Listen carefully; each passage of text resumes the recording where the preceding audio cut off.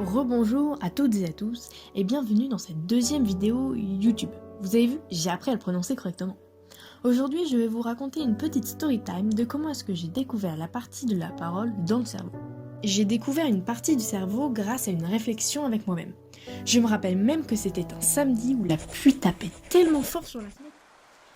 Je venais d'effectuer la dissection de certains patients volontaires, notamment sur un de mes patients qui s'appelait Louis-Victor Leborgne et qui souffrait d'aphasie, qui est un trouble de la communication qui peut se manifester dans l'expression et ou la compréhension orale ou écrite.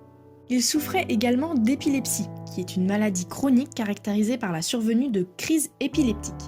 Ces crises traduisent un dérèglement soudain et transitoire de l'activité électrique du cerveau. C'est suite à ça que j'ai découvert qu'une partie du cerveau de ce patient était endommagée à cause de la maladie d'aphasie. Et oui, Louis comprenait très bien lorsque je lui parlais mais ne répondait que par la syllabe « temps ». Du coup, je l'ai surnommé « temps » et je ne vous permets pas de me juger. Je l'ai accueilli en 1840, à l'âge de mes 40 ans, et il est malheureusement décédé le 17 avril 1861. Suite à sa mort, j'ai pu étudier son cerveau plus en détail, grâce à l'exposé d'aphasie de Simon-Alexandre Ernest Auburtin qu'il a effectué à la Société d'anthropologie. Merci encore à lui. Grâce à ses recherches, en 1861, j'ai découvert la position du centre de la parole que l'on a appelé l'aire de Broca. Bah oui, puisque c'est mon nom de famille et que c'est moi qui l'ai découvert. Et oui, je suis l'un des pionniers de l'anthropologie physique. Maintenant, nous allons passer à l'aspect plus technique et scientifique de la vidéo, puisque je vais vous expliquer un peu plus en détail quelle est cette aire et comment j'ai réussi à la découvrir. Alors accrochez-vous bien, c'est parti. L'aire de Broca est donc située dans la circonvolution du lobe frontal. Mais en fait, où est-ce que c'est le lobe frontal ? D'abord, la science qu'on appelle phrénologie permet de comprendre un individu selon la forme de son cerveau. En effet, le cerveau est divisé en 4 parties, ou 4 lobes, qui sont importants pour le fonctionnement du cerveau. Dans ces 4 lobes, on retrouve le lobe frontal, qui est situé près du front et est impliqué dans le raisonnement, la gestion des émotions et l'anticipation.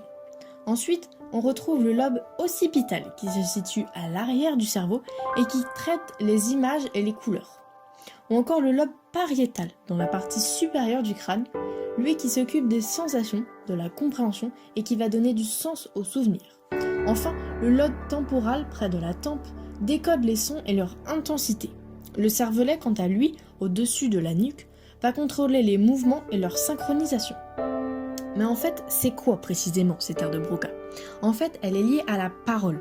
Elle transforme les informations à travers un réseau de neurones impliqués dans la production de la création orale, notamment dans la formulation d'un code articulatoire géré par le cortex moteur. Mais comment ai-je découvert réellement cette aire ?